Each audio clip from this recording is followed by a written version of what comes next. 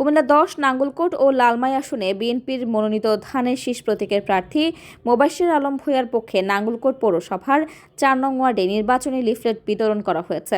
বুধবার বিকালে পৌরসভার 4 নং ওয়ার্ডে বিভিন্ন শ্রেণী পেশার মানুষের মাঝে আগামী দিনের কান্ডারি বিএনপির চেয়ারম্যান তারেক রহমান ও নাঙ্গলকোট লালমাই আসনে ধানের শীষের প্রার্থী মোবাশ্বের আলম ভূঁইয়ার পক্ষে প্রচারণা চালানো হয়।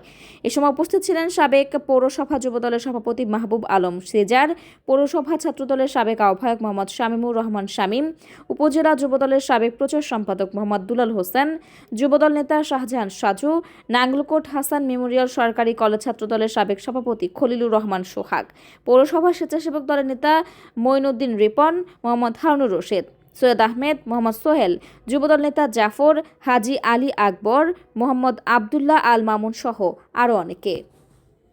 বন্ধুগণ, আমরা 4 নং ওয়ার্ডবাসী আজকে আমরা ধানের শীষের প্রার্থীর পক্ষে আমরা লিফলেট বিতরণে নামছি। আমরা ইনশাল্লাহ আগামী দিন 12 তারিখ পর্যন্ত 10 তারিখ পর্যন্ত আমাদের প্রচারণা চলবে।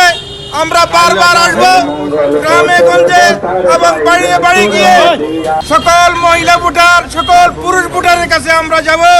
আমাদের মোবাশ্বের ভাইয়ের গুণগানের কথা বলবো। আগামী দিনে 31 দফা বাস্তবায়নের জন্য যতটুকু শ্রম গাম মেধা লাগে আমরা ইনশাল্লাহ দিব। আমাদের তারেক রহমান, আমাদের নেতা তারেক রহমান মহিলাদের জন্য ফ্যামিলি কার্ড দিবেন, পুরুষের জন্য কৃষি কার্ড দিবেন। এইগুলো আমাদের নিবারের প্রতিশ্রুতি। আরো এলাকার উন্নয়ন হবে।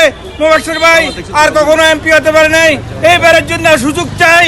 ইনশাল্লাহ আগামী 12 তারিখ বিপ্লবের মাধ্যমে ধানের শীষের প্রতীক দিয়ে